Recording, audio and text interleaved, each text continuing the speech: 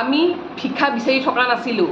আমি আমাৰ ভূমিপুত্ৰসকলে আজি যে ওলাই আহিছিলে শান্তিপূৰ্ণভাৱে যে গণতান্ত্ৰিক আন্দোলন কৰিছে, সেয়া ন্যায্য প্ৰাপ্যৰ দাবী জনজাতিকৰণ বিচাৰি কৰিছিলে। আমি আপোনালোকৰ ৰঙা চকু, দিল্লীৰ ৰঙা চকু, আপোনালোকৰ লাঠি ভয় নকৰোঁ। আৰু এয়া যি আপোনালোকে অত্যাচাৰ কৰিছে, এই অত্যাচাৰৰ হিচাপ হ'ব।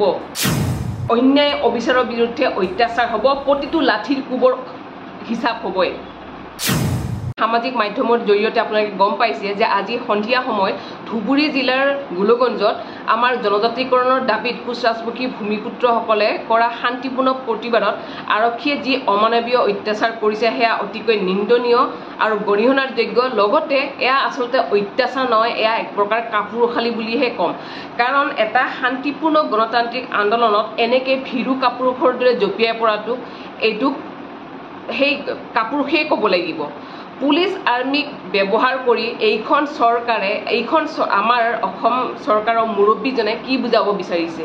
মুখ্যমন্ত্ৰী ডাঙৰীয়া, আপোনাক সুধিছোঁ, আপুনি অসমত নাই নেকি? অসমখন আপোনাৰ নহয় নেকি? অসমৰ মানুহখিনি আপোনাৰ নহয় নেকি? অসমৰ খিলঞ্জীয়া জনগোষ্ঠীয় লোকসকলক আপুনি চিনি পায় নে নাপায়, সেই উত্তৰটো আমাক লাগে। আজি যি অত্যাচাৰ আপোনাৰ চৰকাৰে, আপোনাৰ পুলিচ বাহিনীয়ে চলাইছে নহয়, সেয়া অতিকৈ নিন্দনীয়, নেপায়। আৰু এই অত্যাচাৰৰ হিচাপ আমাক লাগিব। আমি ভিক্ষা বিচাৰি থকা নাছিলোঁ।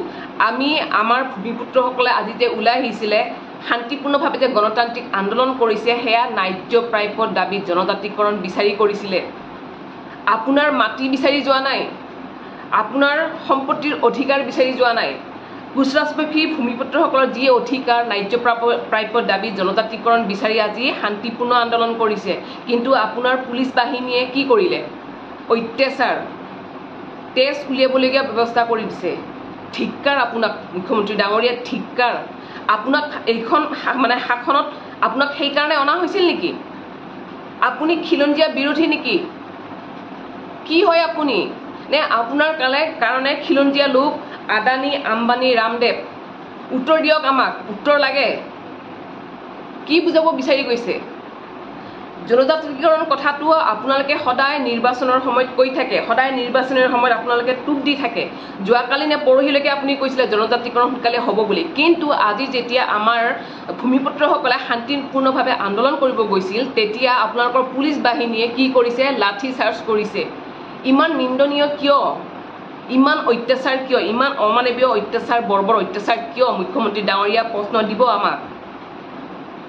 কিহৰ কাৰণে কৰি আছে এইবিলাক? মনত ৰাখিব আপোনালোকে, গণতন্ত্ৰত ৰাইজে ৰজা। আৰু সেই কথাষাৰ প্ৰমাণ যোৱাকালি নেপালে দেখুৱাই দিলে। এটা সময়ত শ্ৰীলংকাই দেখাই দিছিলে, এটা সময়ত বাংলাদেশে দেখাই দিছিলে, আৰু যোৱাকালি নেপালে দেখাই দিছে।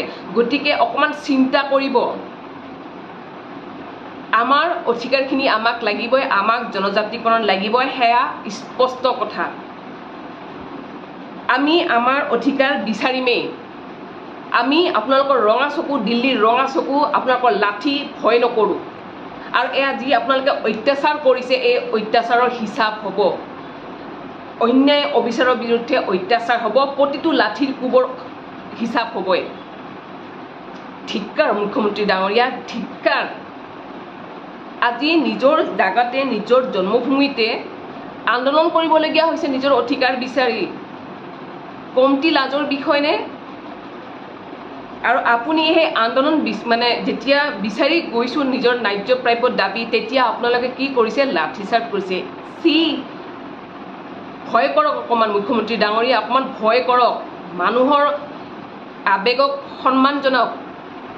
মানুহৰ ক্ষোভৰ লগত নেখেলিব।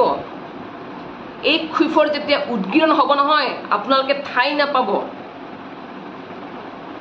সময় থাকোঁতে অকণমান চিন্তা কৰক।